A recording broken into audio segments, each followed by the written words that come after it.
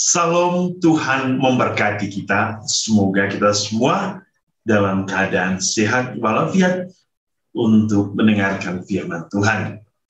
Saudara-saudari, kita berjumpa dalam renungan harian Santapan Jiwaku di masa Paskah. Dan hari ini kita semua akan merenungkan firman Tuhan yang akan kita dengar dari Injil Yohanes bab 6 ayat 22 sampai 29.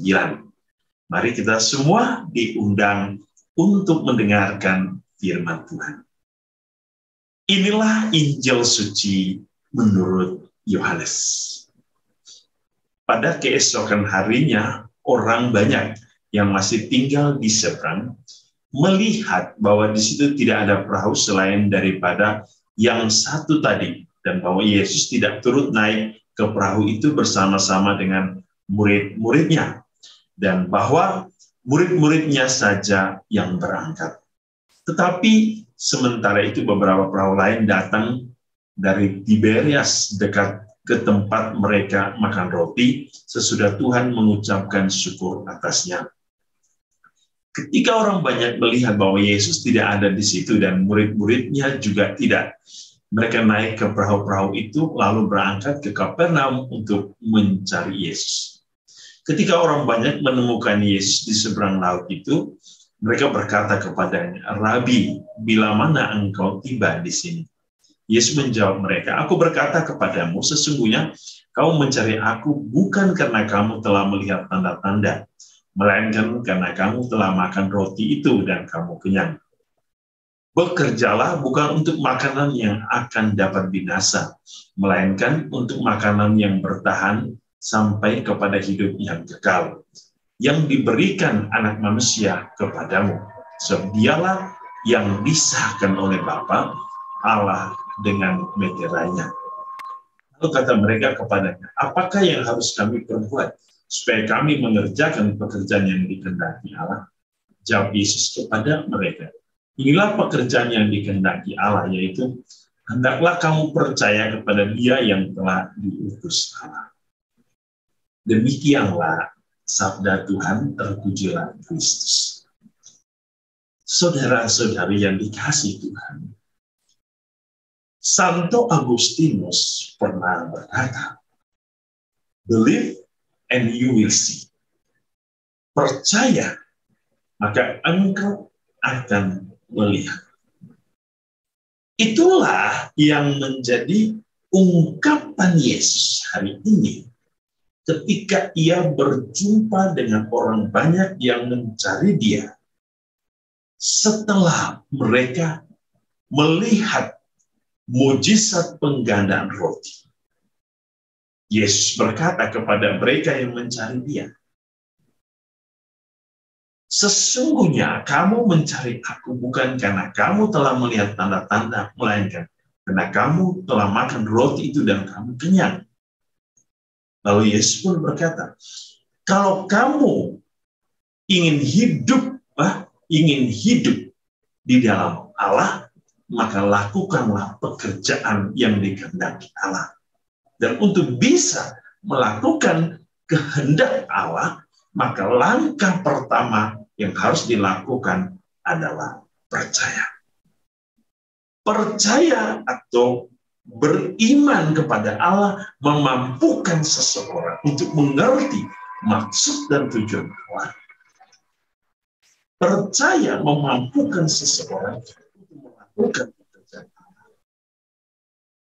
Percaya berarti kemampuan seseorang untuk melihat keagungan Allah. Percaya berarti mau mengikuti cara hidup Allah. Percaya berarti mau tinggal di dalam kehidupan Allah. Percaya berarti mau mengikuti gaya hidup Allah, supaya manusia mampu melihat kebesaran keagungan Allah. Sangat menarik. Kepercayaan memampukan orang untuk mengatasi kesulitan hidup. Kepercayaan atau iman memampukan seorang untuk melihat sebuah tantangan di dalam hidup itu bukan lagi sebagai beban, tetapi sebagai cinta. Stefanus dalam Kisah Para Rasul, ia tidak takut.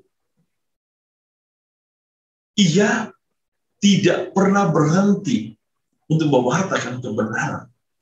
Walaupun banyak orang memutarbalikkan kenyataan atau fakta. Banyak orang hadir dengan memberikan janji-janji palsu, saksi-saksi palsu, pewartaan palsu. Tetapi Stefanus tidak pernah takut. Kebenaran adalah kebenaran. Jika seseorang hidup dalam kebenaran, maka kebenaran itu yang akan membawa orang kepada keselamatan. Saudara-saudari, seperti banyak orang yang mencari Yesus hari ini dengan satu tujuan, hanya untuk suatu kepentingan material. Lalu bagaimana dalam kehidupan kita? Apakah kita mencari Yesus hanya untuk mendapatkan kepuasan dalam diri kita yang hanya bersifat material? Mencari Yesus supaya kita kaya hanya secara materi, tapi tidak kaya secara rohani? Ataukah kita hanya mencari Yesus supaya apa yang mau kita kehendaki berhasil? Belajar kita berhasil, cari pekerjaan berhasil, apa yang kita lakukan berhasil. Lalu ketika kita berhasil, kita lupa akan Yesus. Apakah kita mencari Yesus hanya karena kita di dalam kesedihan? Lalu ketika kita sudah bahagia, kita akan lupa pada Yesus. Saudara-saudari, menjadi satu pertanyaan penting, apa niat dan motivasi kita untuk mencari Yesus? Apa niat dan motivasi kita untuk mengikuti Yesus? Apakah karena kebenaran Allah? Ataukah sebaliknya? Hanya untuk memenuhi kepuasan diri kita? Saudara-saudara, coba renungkan. Apa motivasi? Apa niat untuk mengikuti Yesus, untuk percaya kepada Yesus? Apakah kita selalu berada bersama Kristus dalam suka dan duka hidup kita? Atau hanya dalam saat duka kita mencari Tuhan? Ketika kita suka, damai. Ketika kita dalam kebahagiaan, kita sudah melupakan Allah. Saudara-saudari, semoga Tuhan Yesus hari ini meneguhkan iman kita, menguatkan kepercayaan kita, agar kita mampu melihat kebesaran Allah dalam hidup. Dan semua kita mempunyai motivasi dan niat yang baik dalam mengikuti Yesus. Niat yang selalu merindukan akan cinta sejati Allah yang bisa kita wujud nyatakan dalam kehidupan kita.